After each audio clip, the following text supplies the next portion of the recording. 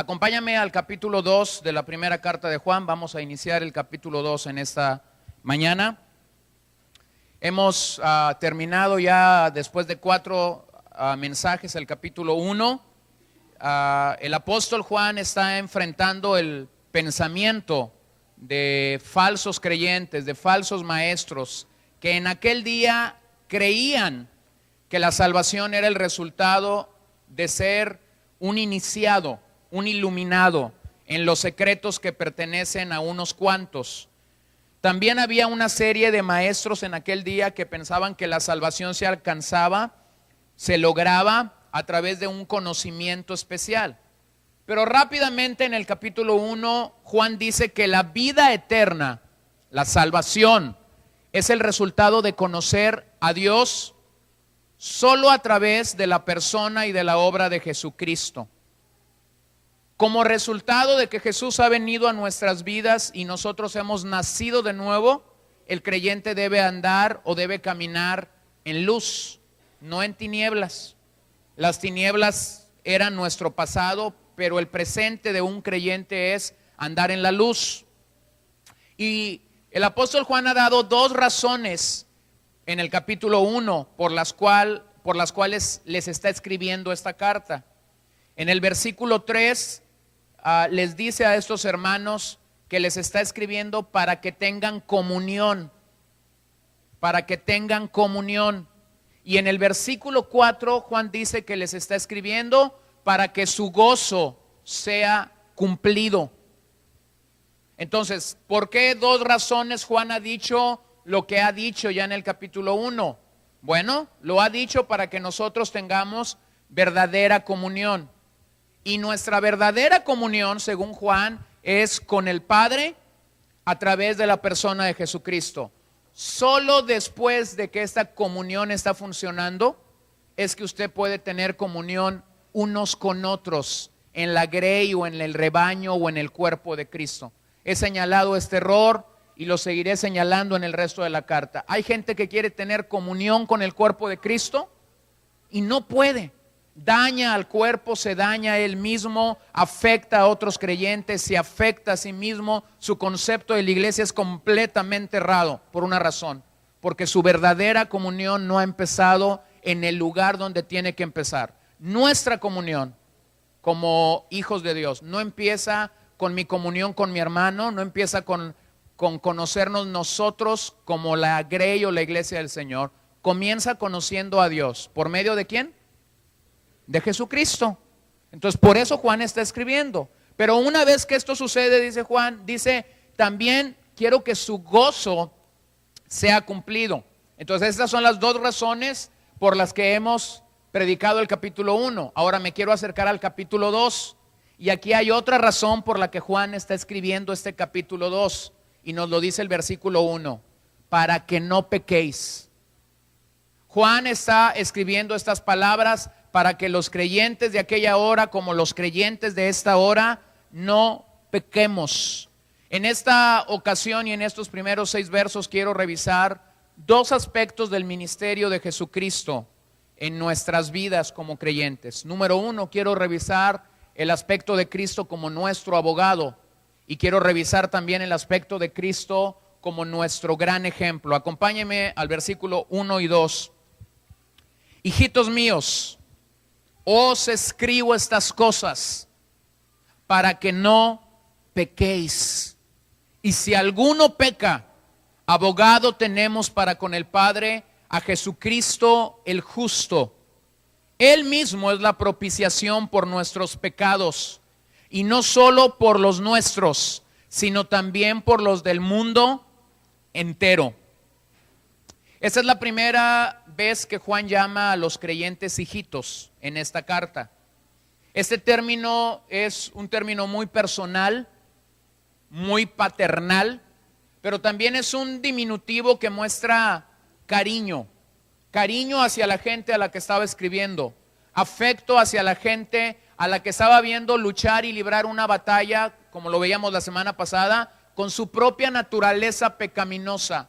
Juan entendía que estos hermanos específicamente estaban librando una batalla que tú y yo mismo libramos en esta hora contra nuestra naturaleza pecaminosa.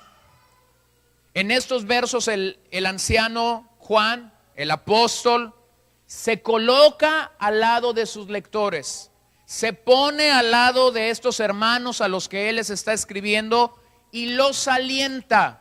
¿A qué los alienta? A no pecar. Usa este término hijitos en 7 ocasiones en el resto de la carta.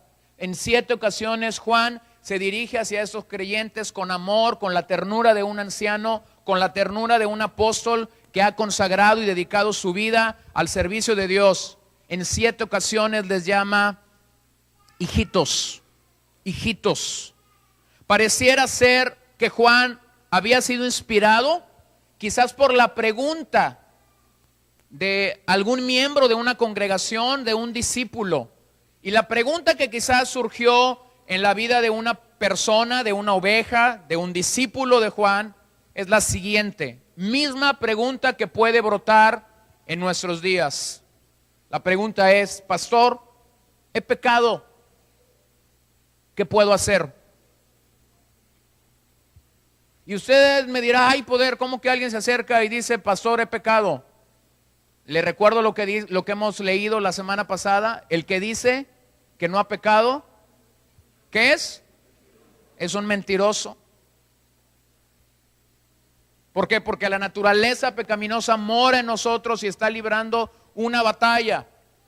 No, hace unas semanas Tony nos decía algo, no sé si en alguna reunión o cantando, pero se dice que los cristianos no decimos mentiras, nomás las cantamos. ¿No? Es cierto, a veces cantamos cosas que si en la realidad las permitiéramos, sería otra cosa. Quebrántame, transfórmame, moldéame a tu imagen, Señor. Ahí estamos, y lo cantamos, y lo repetimos, y lo volvemos a repetir. Ay, qué bonito este canto. Pero a la hora que realmente el Señor quiere quebrantarnos, ya no nos gustó, ¿verdad? Ya no nos gustó. Entonces, parece ser que Juan aquí es alentado a escribir estos versos cuando alguien le ha preguntado, le ha hecho la pregunta: he pecado, ¿qué debo hacer? Entonces, aquí no solo Juan nos brinda consuelo, no solo Juan está alentando a estos hermanos a qué hacer. Juan está dando una clara dirección, una clara directriz de lo que un creyente debe de hacer si peca. Observe eso en sus Biblias. Les escribe para que no pequéis. Para que no pequéis. ¿Qué es lo que hace el pecado en la vida de un creyente? El pecado bloquea la comunión, levanta una barrera entre la comunión que el Padre quiere que tú y yo gocemos en la persona de Jesucristo. No solamente levanta una barrera o un muro que bloquea esa comunión. El pecado impide el gozo en la vida de un creyente. Roba el gozo, roba la vitalidad en la vida de un creyente. El énfasis de este versículo 1 no se encuentra en la expresión no sigáis pecando, sino en la expresión que no debemos cometer ningún acto de pecado. Por favor, recuerde que una evidencia de una persona que ha nacido de nuevo es reconocer nuestro pecado y confesar nuestro pecado de manera continua. ¿Cómo sé que una persona verdaderamente ha nacido de nuevo? ¿Cómo puedes saber tú o yo que hemos nacido de nuevo? Pues cuando pecamos, somos literalmente arrastrados por el Espíritu Santo. ¿Para qué? Para confesar nuestro pecado delante del Padre, sabiendo que abogado tenemos con el Padre a Jesucristo el justo.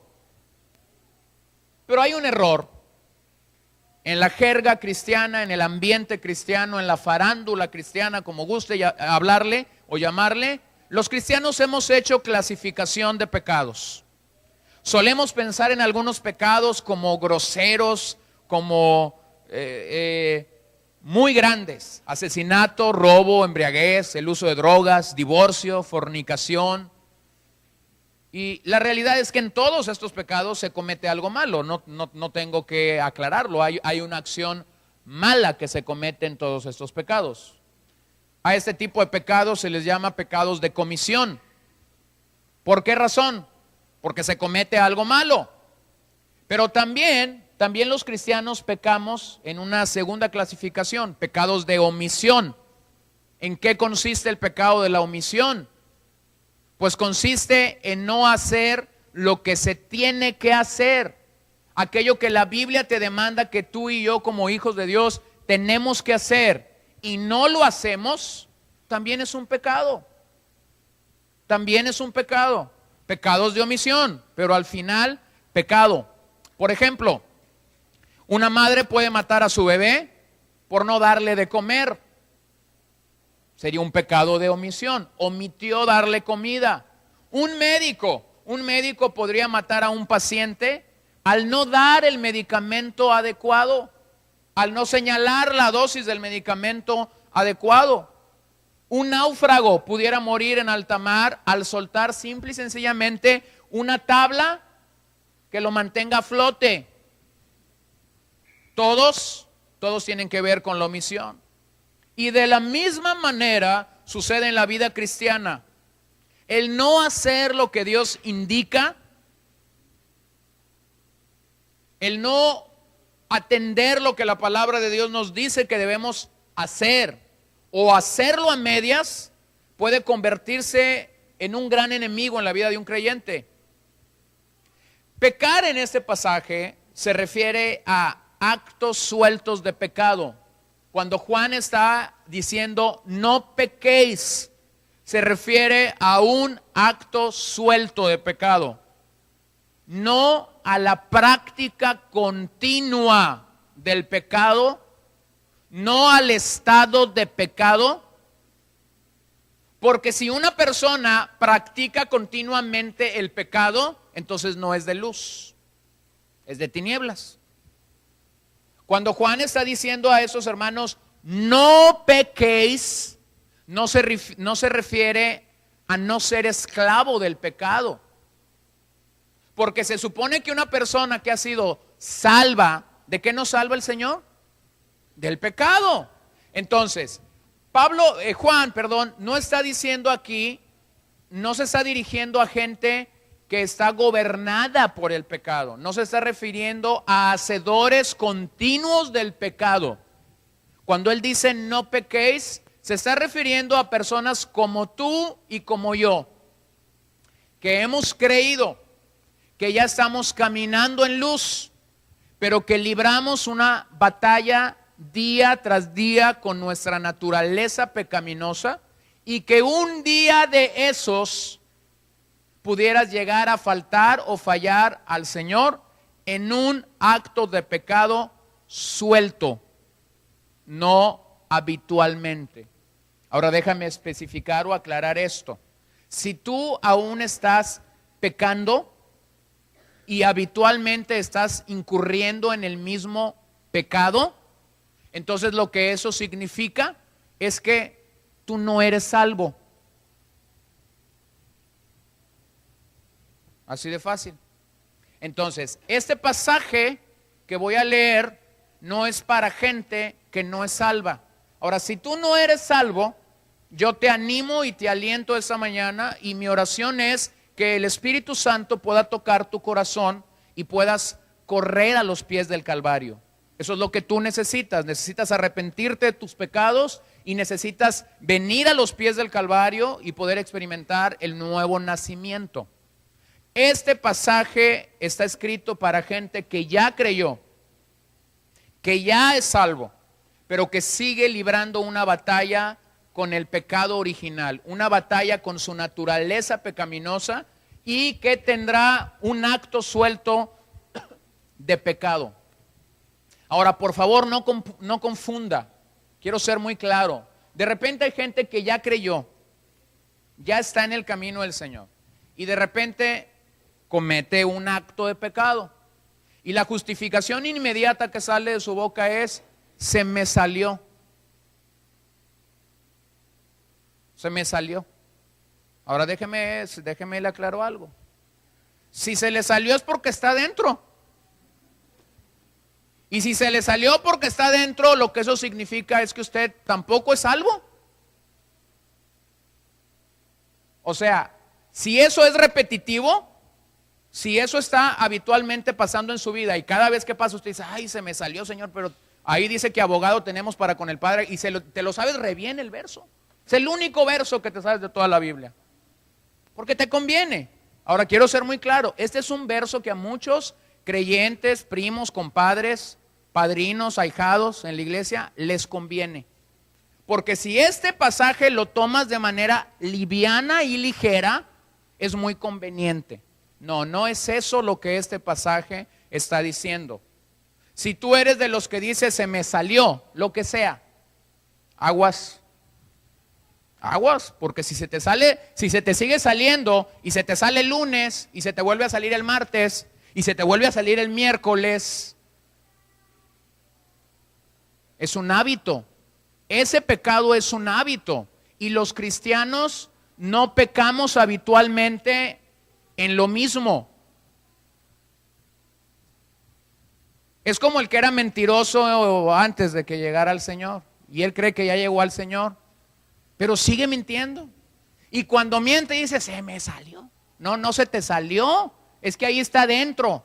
Y nunca realmente la victoria del Calvario ha sido aplicada a tu vida en esa área en particular.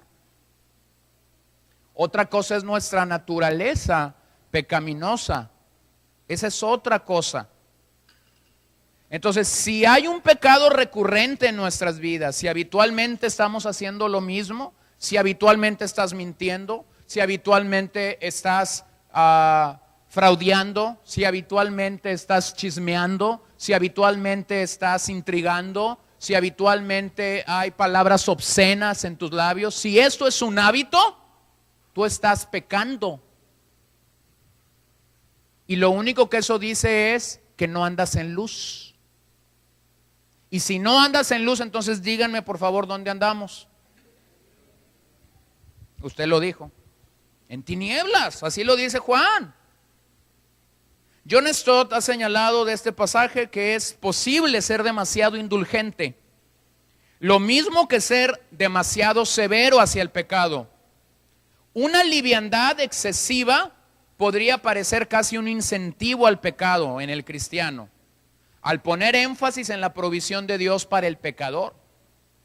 Por otro lado, una exagerada severidad podría equivaler ya sea a negar la posibilidad de que un cristiano peque, ya sea a negarle el perdón y la restauración si éste pecare.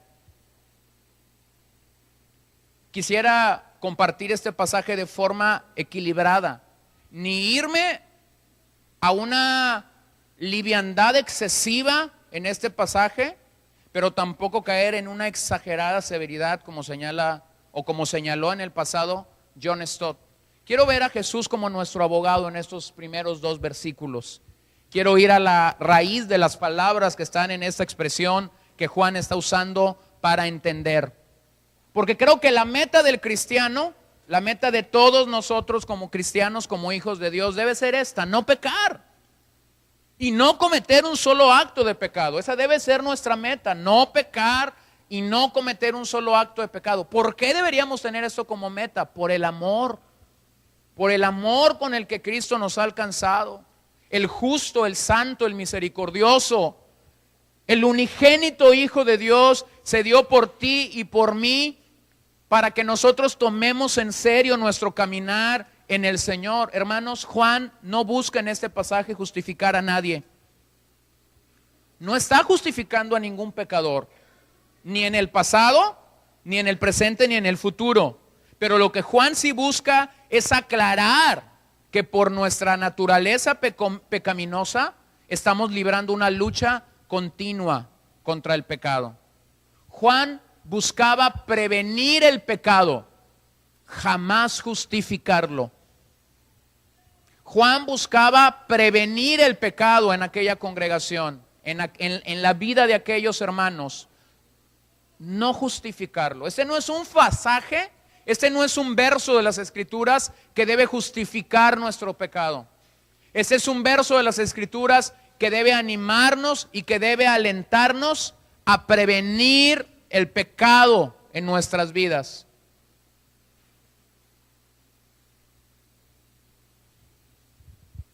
Prevenir el pecado en nuestras vidas.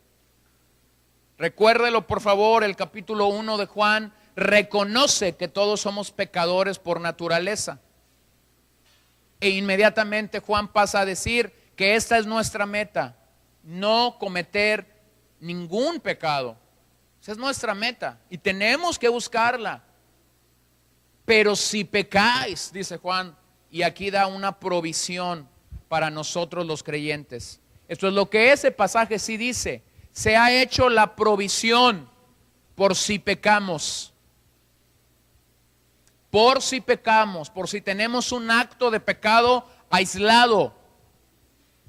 Pero no debemos hacer del pecado un hábito.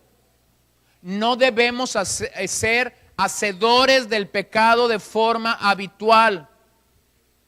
Pero si pecamos, si tenemos un acto aislado de pecado, en Jesucristo el Hijo de Dios, tenemos provisión para nuestro pecado. Este pasaje habla de Jesucristo como nuestro abogado defensor. La palabra que Juan utiliza para llamar a Jesús abogado es paracletos. La misma que el propio apóstol Juan usa en el Evangelio de Juan, en el capítulo 14, para hablar del Espíritu Santo como el consolador. En ese sentido de Jesucristo, el abogado defensor, la expresión paracletos es uno llamado para ponerse al lado de otro con el fin de ayudarlo, o que defiende la causa de otro. El paracletos en el Nuevo Testamento es un intercesor, es un ayudador o es un auxiliador. Eso es lo que Jesucristo es como nuestro abogado: un intercesor, un ayudador, un auxiliador. ¿Por qué necesitaríamos un ayudante? Si ya hemos recibido la vida eterna, si ya hemos sido salvos, ¿por qué necesitaríamos un ayudante? La respuesta es clara: porque el pecado ocasiona que el creyente se vea desanimado o se vea confundido, se vea desalentado y en muchas ocasiones se vea deprimido. Entonces Jesucristo se levanta y se pone delante del Padre como nuestro abogado. Y el punto que tenemos que entender es muy claro. Él no puede argumentar a nuestro favor por nuestra reputación. Él no puede argumentar a nuestro favor por nuestras buenas obras. Ni siquiera Él puede estar delante del Padre y decirle: Señor, mi hija Margarita no ha pecado, porque eso sería hacerlo un mentiroso. Él aboga delante del Padre a través de su propia justicia. Así como aquel día que fuimos salvos, el Señor se interpuso entre Dios y nuestro pecado y levantó una cruz, la cruz de en medio, como señalan los evangelios. De la misma manera, Jesús como nuestro abogado, cuando tú y yo tenemos un acto aislado de pecado, no un pecado habitual. Esto no opera, vuelvo a señalarlo, esto no opera si usted está pecando habitualmente en lo mismo. Si usted está pecando habitualmente, incurriendo en el mismo pecado, usted no necesita un abogado. Lo que usted necesita es entender el ministerio de Jesús como Salvador. Pero si usted está caminando en el Señor y hay un tropiezo y hay una falla en su vida, entonces Dios mismo ha provisto en la persona de nuestro Salvador al abogado perfecto, al único abogado que puede hacer algo por nuestras vidas en ese momento. Si usted ha llegado a tener un problema legal, espero que no, pero si ha llegado a tener un problema legal y ese problema legal es serio, es fuerte, usted nunca va y busca al abogado que tenga menor reputación en un lugar, ¿cierto? Cuando alguien está en un problema de lo familiar, de lo penal, de lo laboral, va y busca a quien él cree tiene mejores tablas, ¿cierto?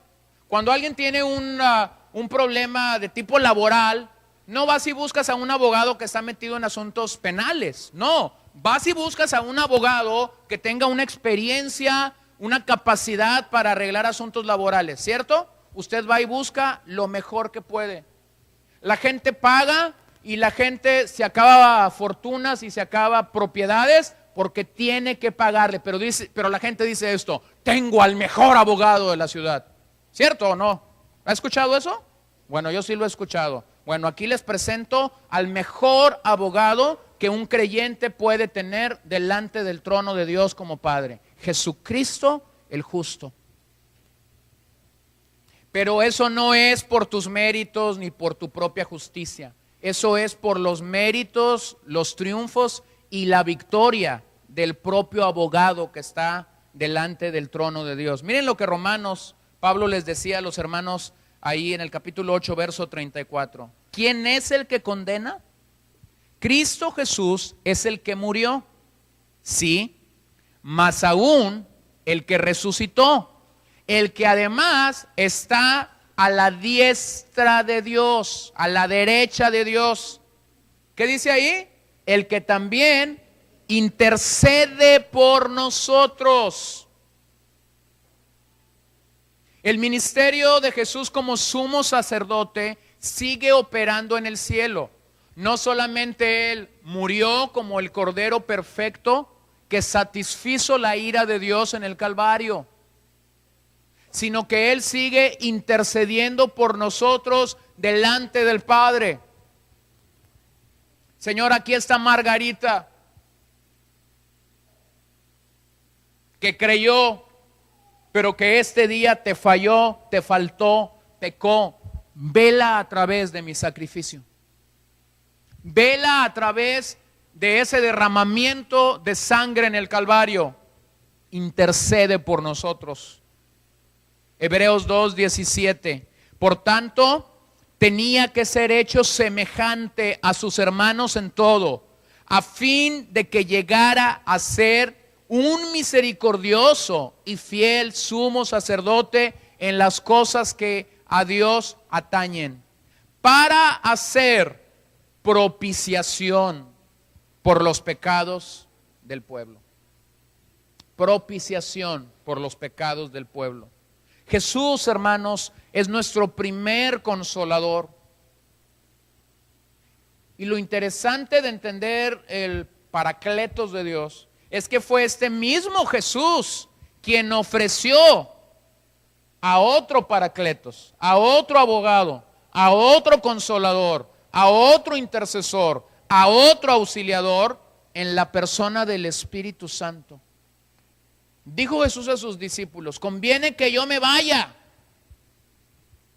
porque yo les enviaré al Paracletos, al Espíritu Santo. Entonces miren qué maravilloso. Los creyentes tenemos dos Paracletos, dos consoladores, dos auxiliadores, uno en el cielo, intercediendo delante del Padre por nosotros cuando no lo merecemos, otro en la tierra, convenciéndonos de todo pecado, arrastrándonos literalmente a que confesemos nuestros pecados delante de Dios, teniendo como nuestro abogado a Jesucristo el justo.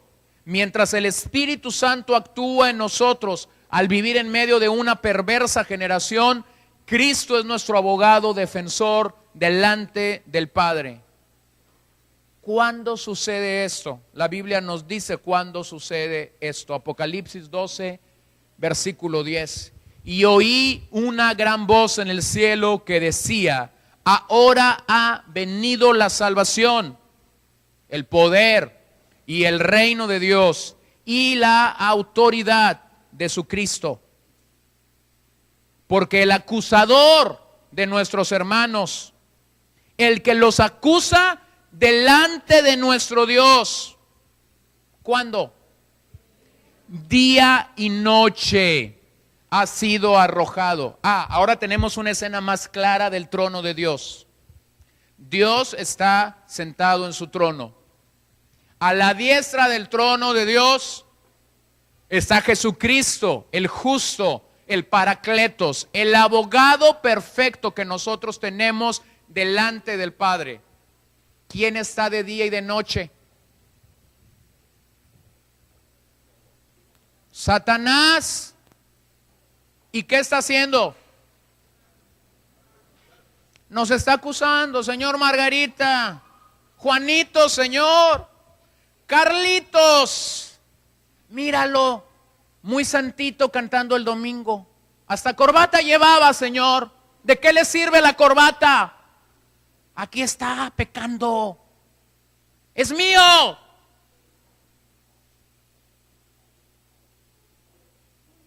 Ahí está el acusador, delante del trono de Dios. Por eso Martín Lutero dijo en aquella célebre expresión que el diablo era el diablo de Dios. Le daba cuentas a Dios, le rendía cuentas a Dios todos los días. ¿Se acuerdan lo que pasó allá en el libro de Job, en el escenario de Job capítulo 1? Ahí estaba el diablo delante del trono de Dios. No fue el diablo, como muchos creen, no fue el diablo el que empezó el escenario. Fue Dios quien le dijo: diablito, ¿no has considerado a mi siervo Job? Y ahí empezó la travesía. Entonces, ¿qué está haciendo el acusador? Nos está acusando. Juan lo señala, otra vez Juan, lo señala como el acusador de nuestros hermanos, de aquellos que han creído. De aquellos que han creído. Y los está acusando. Mira, Señor, este fue el que el domingo, después de que el predicador terminó su mensaje, dijo: Señor, voy con todo por ti. Este es, Señor, es puro bla bla. O como decimos acá en México, es puro pájaro nalgón, Señor. No, es que cuando usted se pone a pensar en todo lo que el acusador puede decir, el concepto crece. El concepto nos queda más claro y nos queda preciso. Yo tenía un bisabuelo que él era así muy bíblico, ¿no? Y él memorizaba Biblia y demás. Y tenían una reunión en Semana Santa ahí en Obregón, en aquel entonces en un coliseo. Y había jóvenes que en el seminario bíblico habían preparado, tenían todo el año preparando el drama, el cuadro que iban a presentar allí en la convención territorial. Y era la reunión anual donde todos venían y se reunían y los muchachos habían preparado todo este drama, ¿no?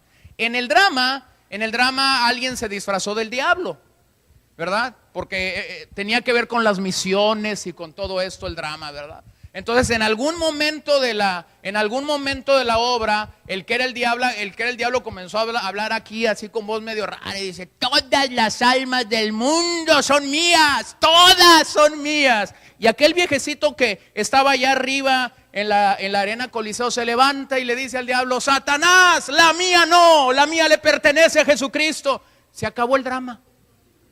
Se acabó el drama porque aquel viejecito consideró que era el momento preciso para levantar la bandera de la salvación. No, usted ya sabrá eso, ¿verdad? Se levantó él y a él le hicieron eco un montón. Drama terminado. Es más, creo alguien me acaba de agregar, ni mensaje hubo. Yo no estoy seguro de eso, pero alguien me acaba de decir: no, se acabó. El predicador se quedó con la Biblia en mano porque tu bisabuelo prendió la vitachera literalmente. Y Satanás sigue haciendo su trabajo y quiero No quiero promover a Satanás esta mañana, pero quiero decir algo. Satanás sigue haciendo su trabajo delante del trono de Dios y lo hace día y noche y lo hace muy bien. Y lo único que puede contrarrestar que él siga haciendo ese trabajo es que cuando tú y yo pecamos, no abracemos el pecado, no apapachemos el pecado. No, es que corramos delante del trono de Dios y le digamos: Señor, te necesito. Necesito que te interpongas entre un Dios santo y un Dios justo y entre un vil pecador. Necesito que abogues por mí. El creyente que peca necesita el perdón de Dios. Y este pasaje nos asegura que el perdón viene solo a través de Jesucristo, nuestro abogado.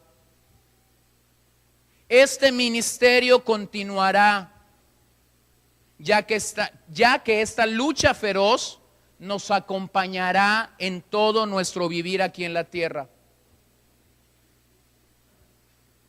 Ahora, permítame agregar algo a este pasaje. La naturaleza pecaminosa nos invita a faltar y fallar al Señor vez tras vez.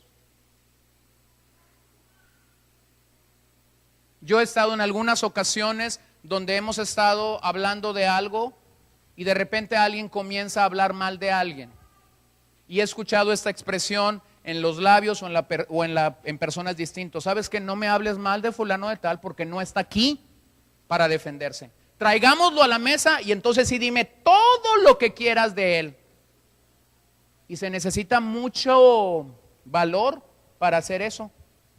Pero mientras más lees la Biblia, te das cuenta que eso es lo cristiano, que eso es lo bíblico realmente. ¿Por qué? Porque no estás apapachando el pecado de la gente. Estás enfrentando a la gente a una realidad. Eres un pecador y yo no quiero nada que ver con tu pecado.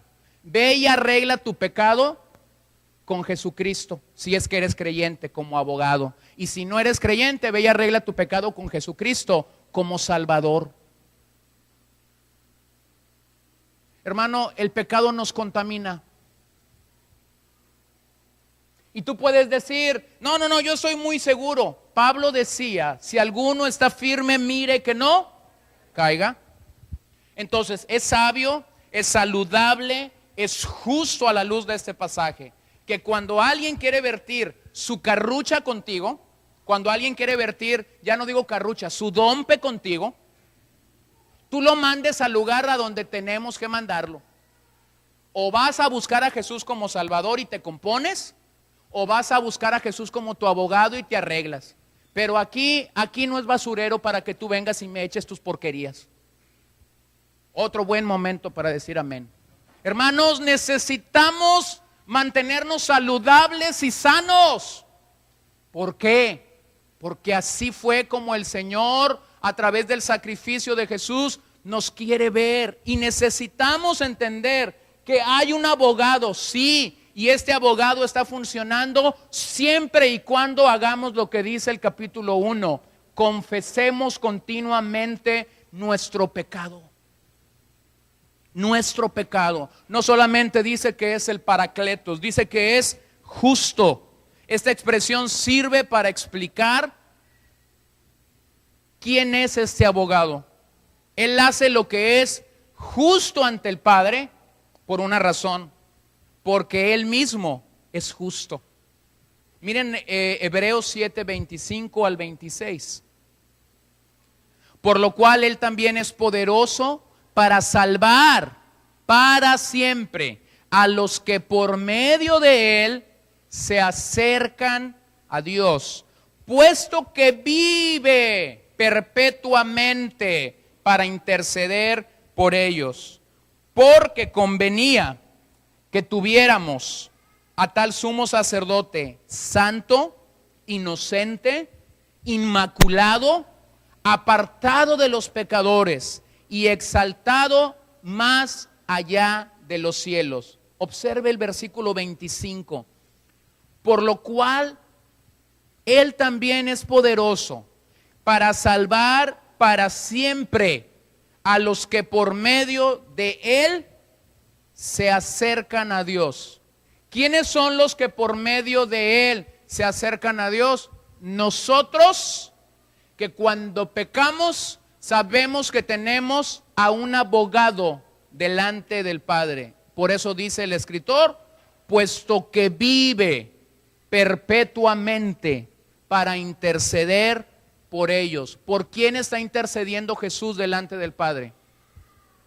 Por sus hijos.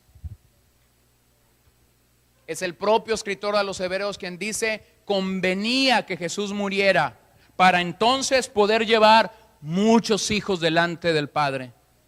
Entonces, no solamente es nuestro abogado, Él es justo.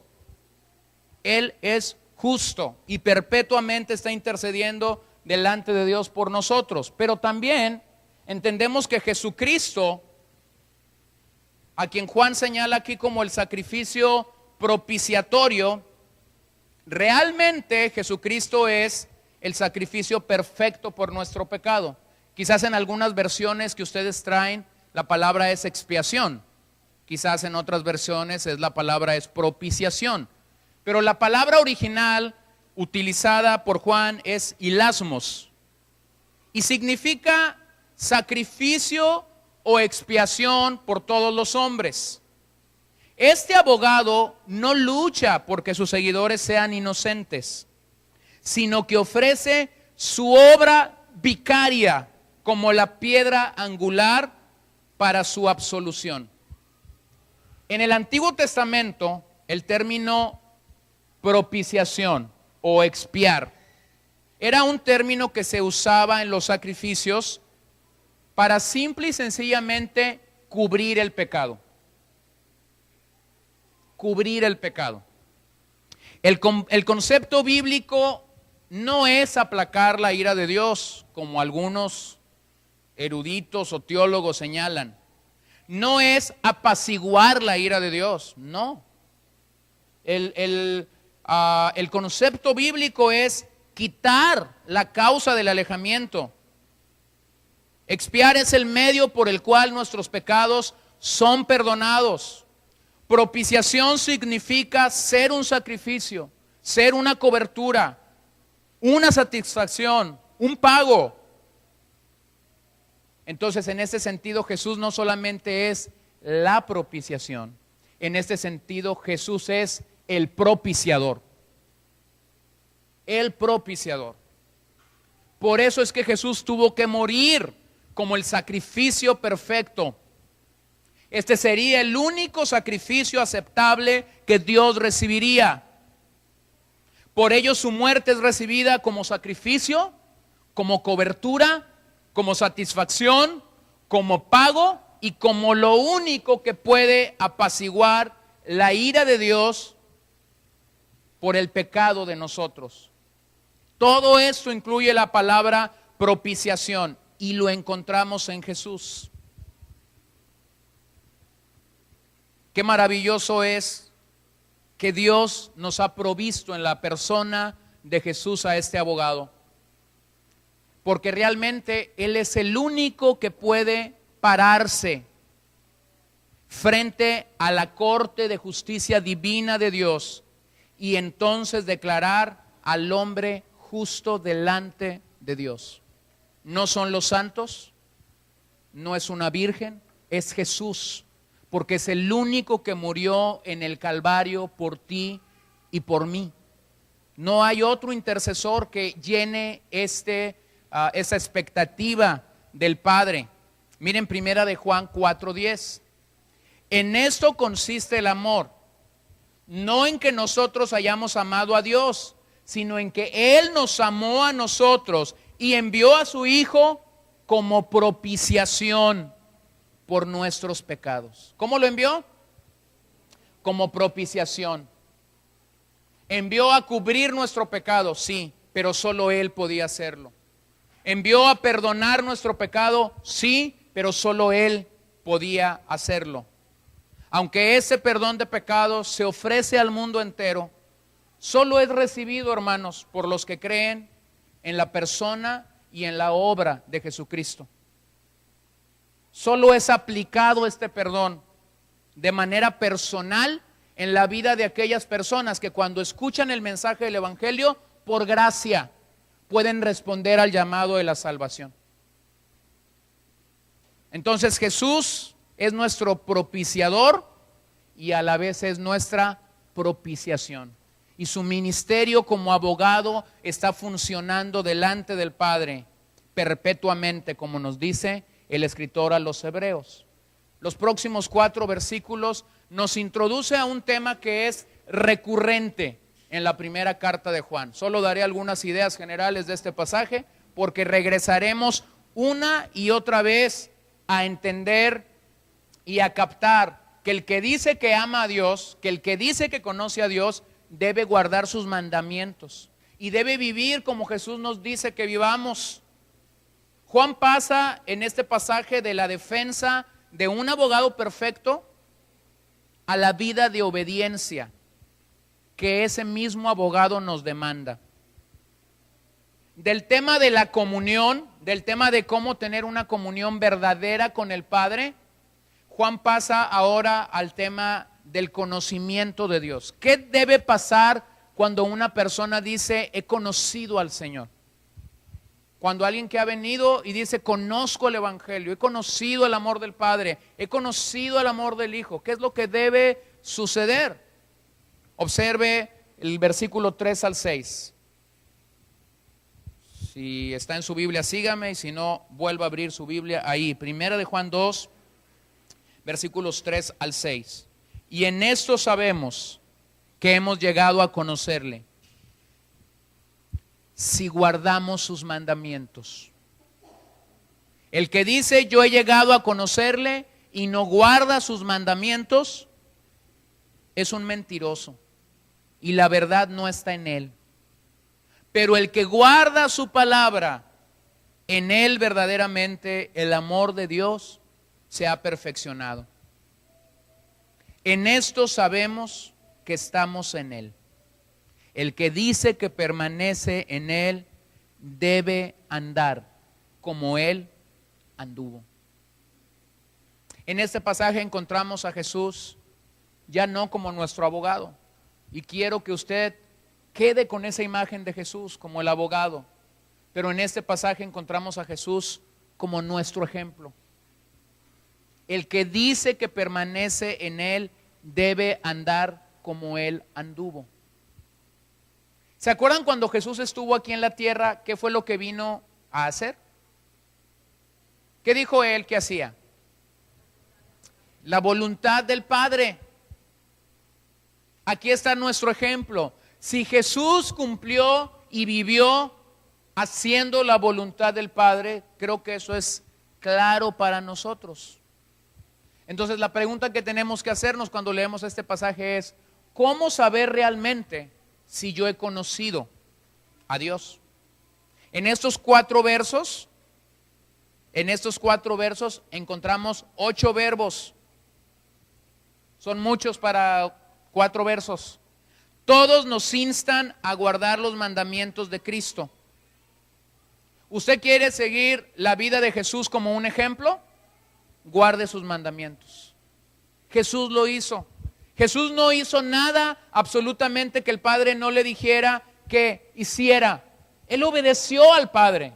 Él hizo lo que el Padre demandaba de él. Por eso Juan, nuevamente, en el Evangelio capítulo 6, verso 38, dice, porque he descendido del cielo, no para hacer mi voluntad, sino la voluntad del que me envió. ¿Qué vino a hacer Jesús aquí a la tierra? ¿Qué vino a hacer? La voluntad del Padre, la voluntad de Dios. ¿Qué debemos hacer nosotros como hijos de Dios mientras vivimos aquí en la tierra? El tiempo que Dios te permita. ¿Qué tenemos que hacer? La voluntad del Padre. ¿Dónde está la voluntad del Padre? Está expresada en la palabra de Dios. No hay forma en la que usted pueda hacer la voluntad del Padre si no va a su palabra. Como alguien ha señalado, ¿quiere que Dios le hable? Vaya a la Biblia. ¿Quiere que Dios le hable? Vaya a la Biblia mucho. ¿Quiere que Dios le siga hablando? Vaya varias veces en el día a la Escritura y permita que Dios le hable. Nuestro tiempo se ha caracterizado por una expresión de décadas para acá. Dios me dijo. Por favor, cuando alguien le diga Dios me dijo, pregúntele nada más para que usted certifique. Pregúntele en qué libro de la Biblia se lo dijo. Segundo, pregúntele en qué capítulo de la Biblia se lo dijo. Tercero, pregúntele en qué versículo de la Biblia se lo dijo. Porque si la vida cristiana se trata de obedecer y de atender la voluntad del Padre, le tengo noticias. La última revelación del Padre para la humanidad se encuentra en la persona y en la obra de Jesucristo, según Hebreos capítulo 1.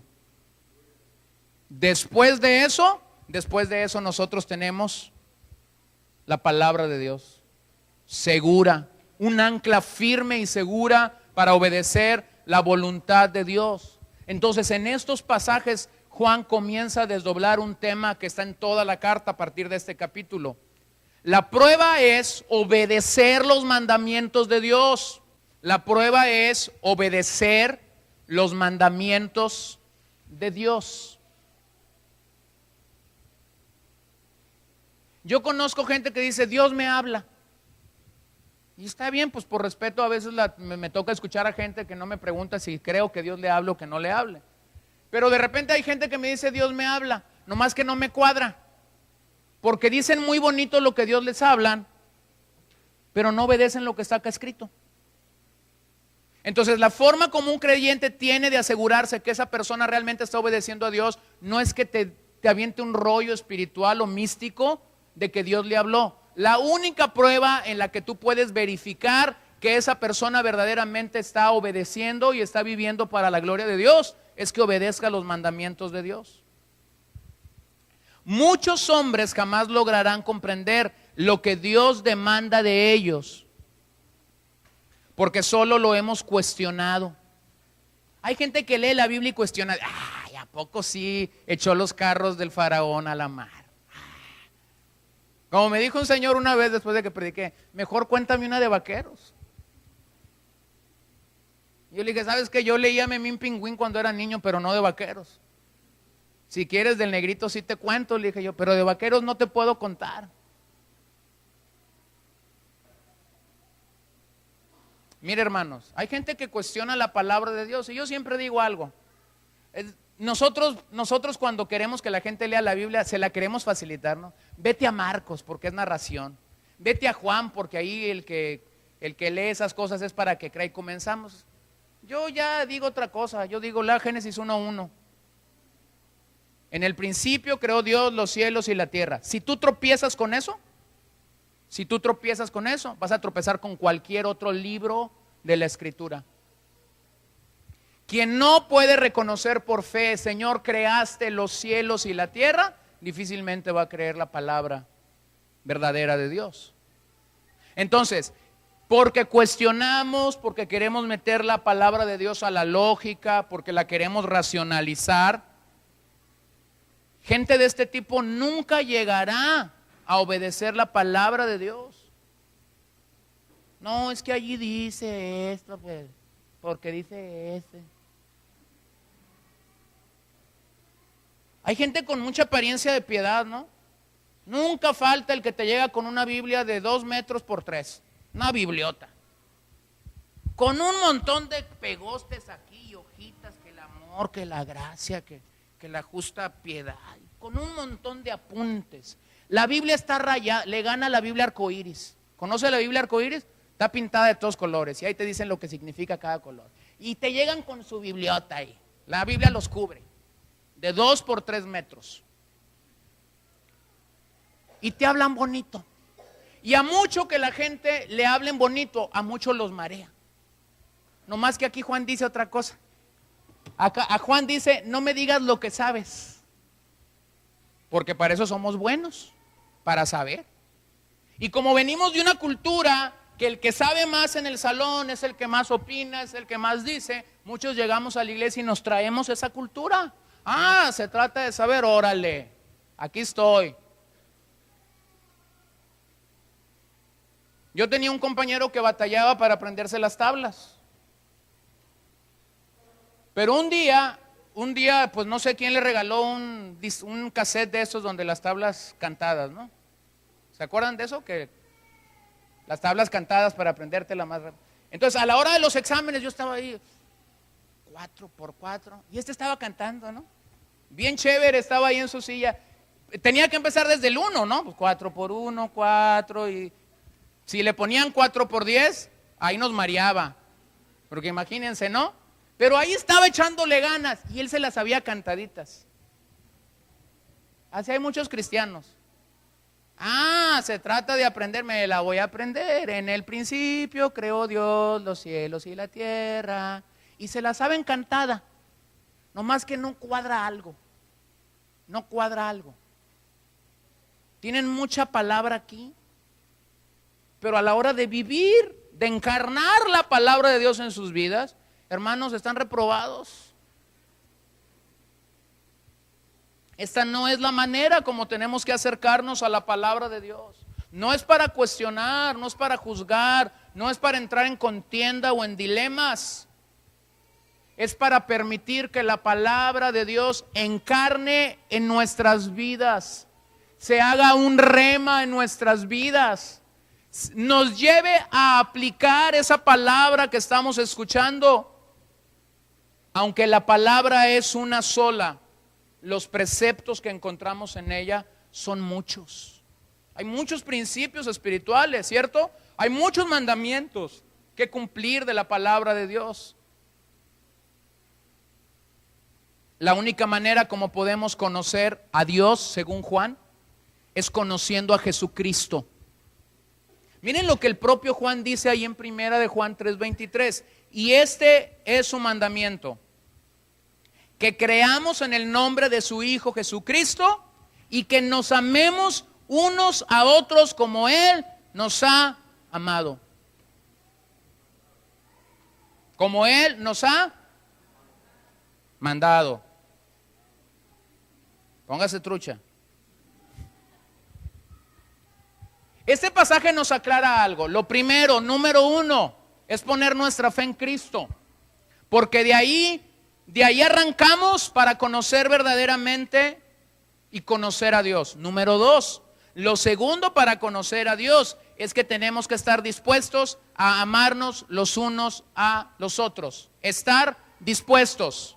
El amor cristiano no es una emoción. El amor cristiano debe llegar a ser una convicción. No sé tú, pero yo, dijo un cantante, ¿verdad?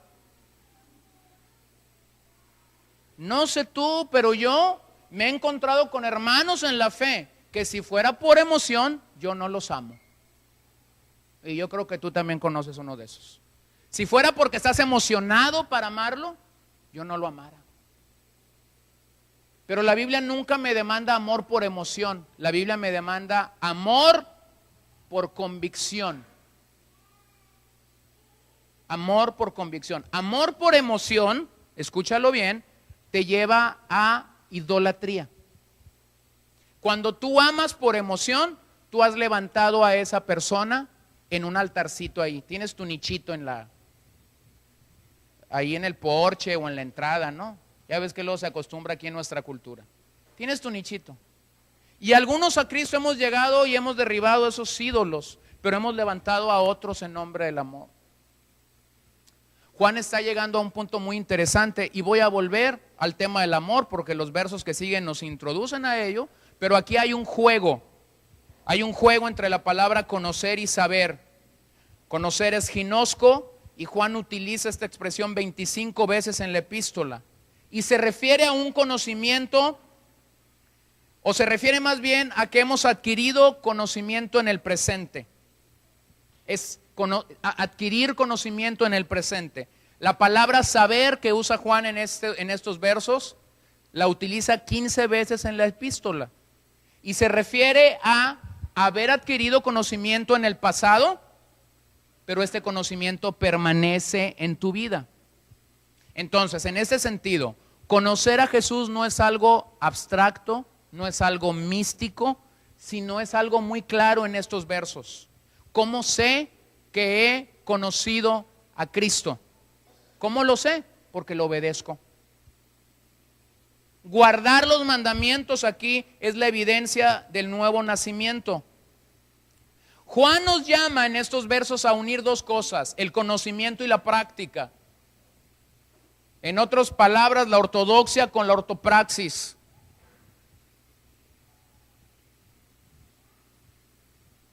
Una obediencia fingida tampoco puede proporcionarnos un conocimiento íntimo de Dios. Y quiero terminar reconociendo 3 tipos de hombres que este pasaje nos enfrenta. Hay 3 tipos de hombres que en el verso 4, 5 y 6 pudiéramos conocer o entender alrededor de esta carta. Número 1, el hombre dice que conoce a Dios, pero no cumple sus mandamientos. Hay gente en la iglesia, podemos llegar o podemos ser gente o tipos de este hombre. Dice que conoce a Dios, pero no cumple sus mandamientos. A ver, vamos a hacer una práctica. Díganme algún mandamiento de Dios que está en la Escritura. Amarás al Señor tu Dios. Ok, ahí está uno. ¿Alguien más? Amarás a tu prójimo. No matarás, no codiciarás. ¿Qué más? No robarás. No levantarás falso testimonio. Honra a tu padre y a tu madre. Honra a tu padre y a tu madre. ¿No desearás la mujer de tu prójimo? ¿Arrepentirnos? Perdón. ¿Quién más? ¿Dónde hubo?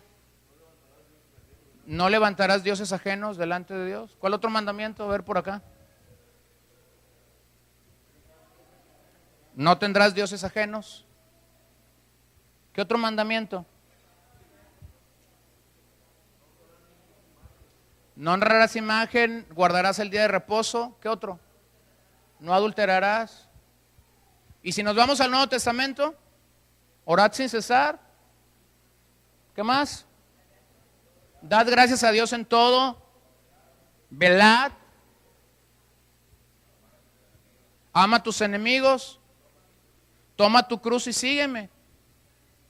Id y haced discípulos. La Biblia es un libro de mandamientos, no es un libro de consejos, hermano. No es un libro de sugerencias, es un libro de mandamientos.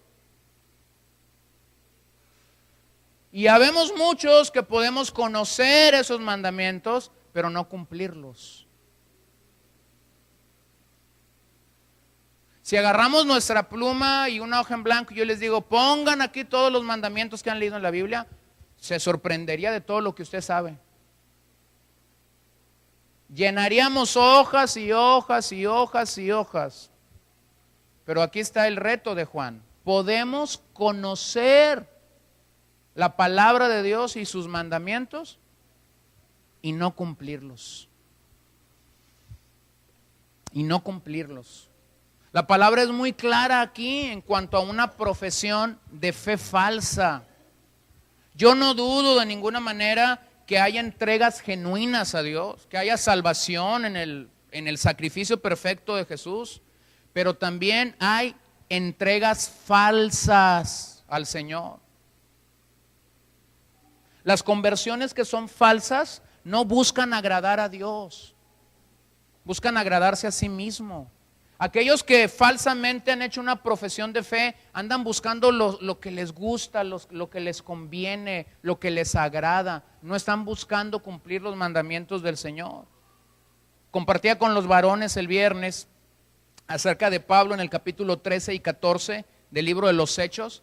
Y vimos 15 pasajes donde Pablo, cuando emerge en la misión, en el primer viaje misionero, emerge y Pablo tenía una brújula segura para su ministerio, predicar la palabra de Dios. Brújula que nunca perdió. Fue al mundo gentil, ciertamente, fue a los judíos en las sinagogas, pero nunca dejó de predicar la palabra de Dios, la palabra de verdad. La gente hoy busca cuanta locura cree en una iglesia. Me mudo de iglesia porque acá tienen una mejor banda de alabanza. Me mudo de iglesia porque aquí sí hacen esto. Me mudo de iglesia porque acá sí hacen esto. Me mudo de iglesia porque aquí. Le voy a decir cuál es el único elemento bíblico, no emocional, no personal. El único elemento bíblico por el cual usted y yo deberíamos buscar una congregación es esta. Esta es la premisa. Que esa congregación mantenga la predicación bíblica. De ahí en fuera todo es adorno. Musiquita bonita es adorno, buen clima es adorno, sillas es adornos, eventos son adornos, que me vean bonito es adorno, que me amen como yo quiero que me amen es adorno. Puedes tener todo esto y no tener la predicación de la Biblia. Y déjame agrego algo. En nombre del amor, se han asesinado una gran cantidad de verdades bíblicas. Y lo que nos va a sostener en la tribulación, lo que nos va a sostener en la aflicción, lo que nos va a sostener en la enfermedad, no es que te mimen, no es que te vean bonito, es la palabra de Dios. El otro día llegábamos ahí a uno de los lugares donde se está compartiendo la palabra de Dios y dice una niña, le preguntaron su nombre a esa niña y dijeron que se llamaba Amor. ¿Y su hermana? Cariño. Y alguien jugó la broma y dijo, sí, la familia son los ositos cariñositos, ¿no? Hay gente que en nombre del amor ha dañado al cuerpo de Cristo increíblemente. Hay gente que en nombre de la sana doctrina ha dañado al cuerpo de Cristo tremendamente. Porque estas verdades, aunque son bíblicas, hermanos, necesitan equilibrio. Y el equilibrio aquí está. No me digas lo que sabes, no me digas lo que quieres ver, no me digas cuál es tu apreciación de la iglesia. Platícame cómo estás guardando los mandamientos del Señor. Es más, cuando alguien guarda los mandamientos del Señor, ni siquiera te tiene que platicar que está guardando los mandamientos del Señor. Tú lo ves. Tú lo ves. Es algo visible. Entonces a esto es lo que Juan nos está retando. A eso es lo que Juan nos está retando. Estas personas que hacen una profesión falsa de Jesucristo llegan a pensar o creer cosas de Dios y de su iglesia que son falsas. Pero la prueba más grande de que una persona ha conocido a Dios es que lo obedece. Miren Mateo 7:21, no todo el que me dice Señor, Señor entrará al reino de los cielos, sino el que hace la voluntad de mi Padre que está en los cielos.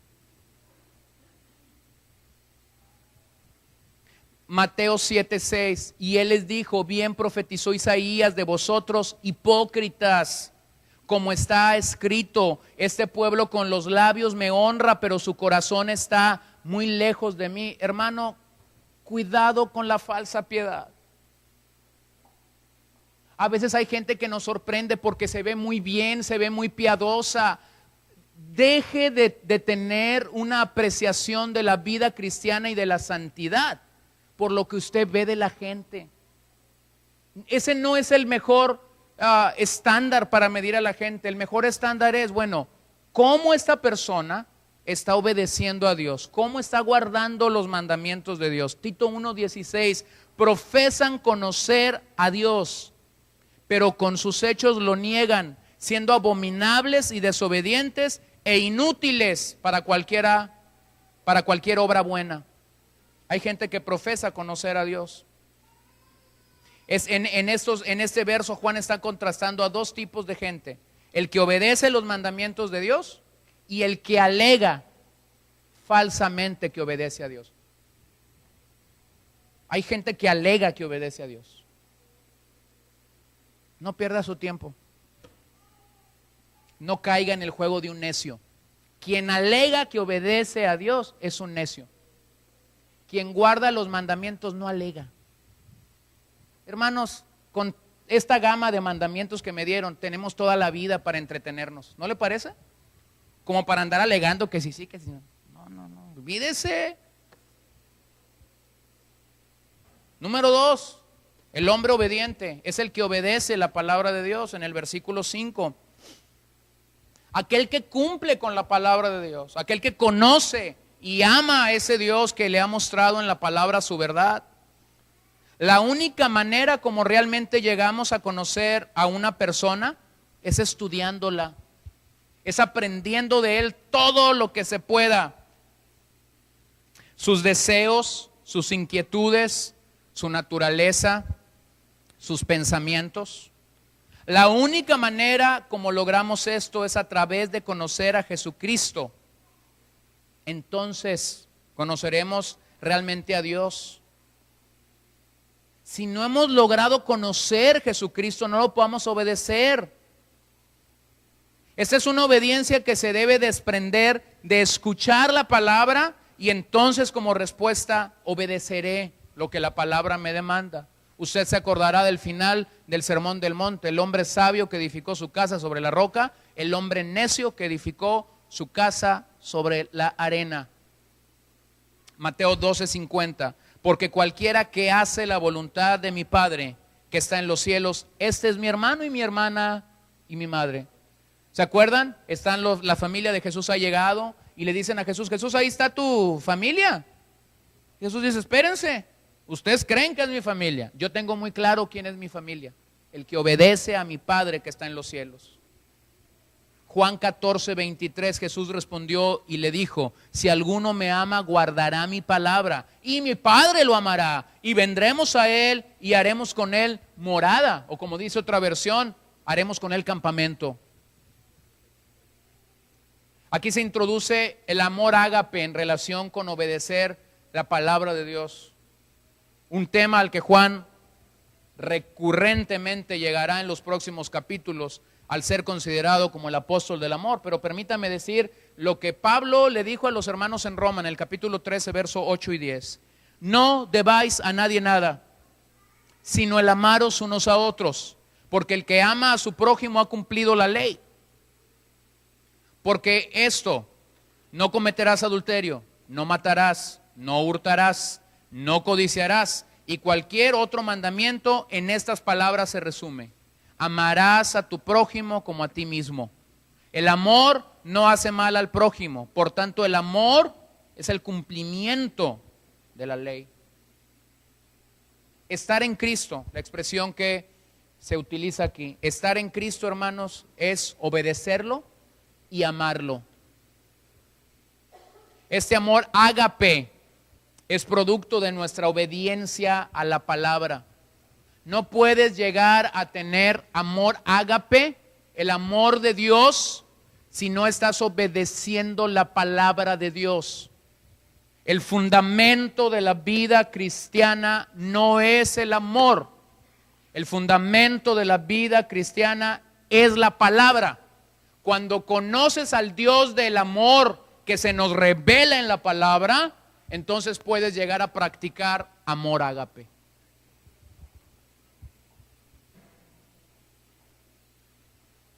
Número 3, el hombre responsable en este pasaje es aquel que vive de acuerdo con lo que profesa. Aquí está el reto verdadero que nosotros como creyentes tenemos.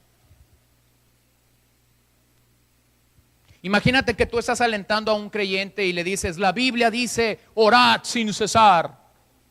Y ese creyente se ve muy exhortado y muy alentado y muy animado por Dios, y llega al día siguiente, llega la semana siguiente, el domingo a las 10 de la mañana. Son las 10:05 y no te ve que entraste, son las 10:10 y no llegaste, son las 10:30 y no llegaste, son las 10:50 y no llegaste. Cantamos la primera, cantamos la segunda, cantamos la tercera y no llegas y no llegas. ¿Esa es la manera de exhortar bíblica o cristianamente a alguien a orar sin cesar? Claro que no. Porque si tú exhortas a alguien a orar sin cesar, lo mínimo que esa persona a la que tú has exhortado tiene que ver de ti y de mí es que buscamos esos momentos que tenemos para buscar a Dios en oración. En oración. Entonces, aquí Juan introduce la palabra permanecer. Es una palabra muy interesante a la que Juan nuevamente recurre muchas veces en esta carta. Y perdonen que haga mención de esto, pero lo que quiero decir simplemente es, no estoy abundando totalmente en estos temas porque Juan regresa. Simplemente aquí Juan comienza a abordar estos temas. Para Juan permanecer es lo mismo que querer decirnos que estas personas son verdaderos creyentes. El que permanece en el Señor debe andar como Él anduvo, dice en este pasaje. Las veces que Juan usa la expresión permanecer en su carta, habla de verdaderos creyentes. El hombre responsable es aquel que vive para la profesión de su fe. Se encuentra caminando en acciones constantes.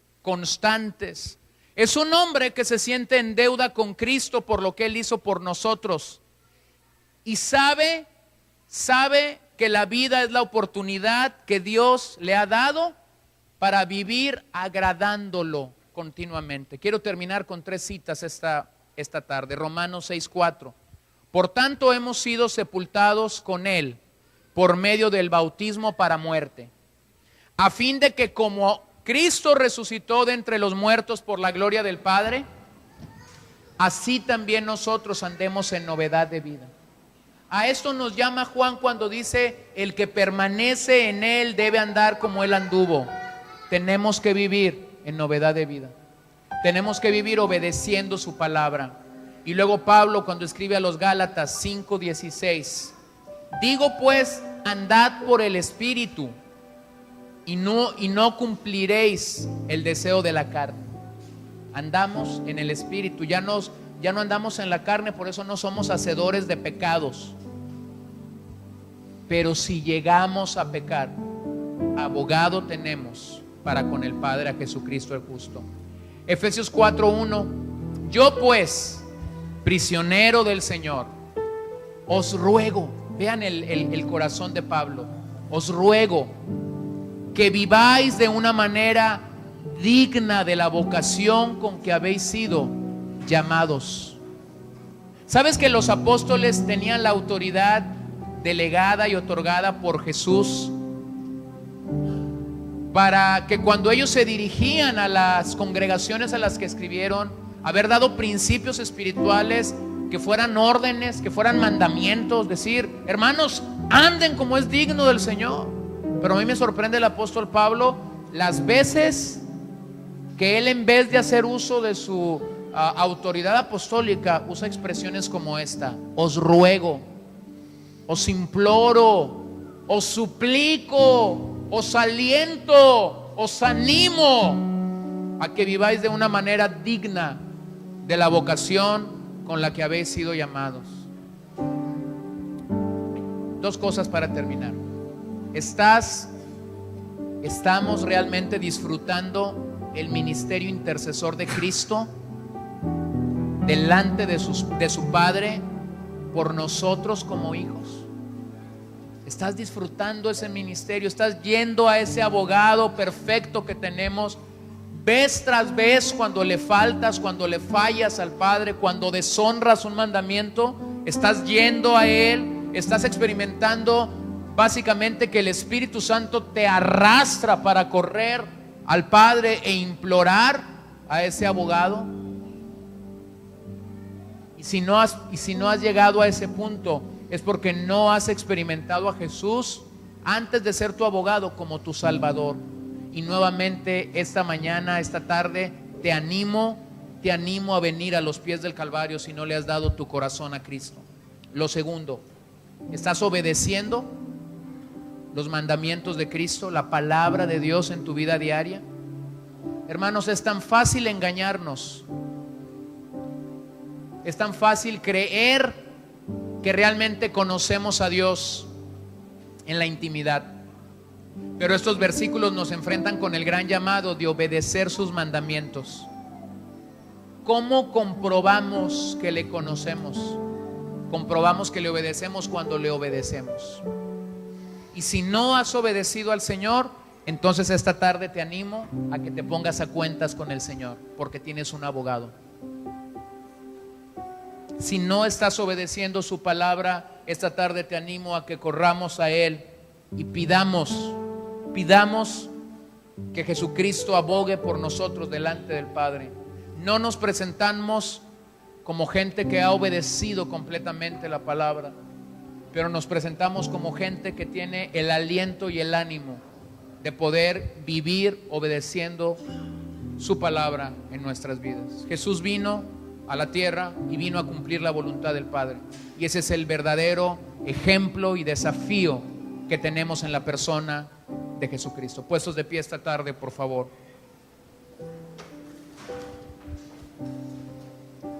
Señor, has sido tan bueno esta tarde con nosotros. Gracias por la exposición de tu palabra.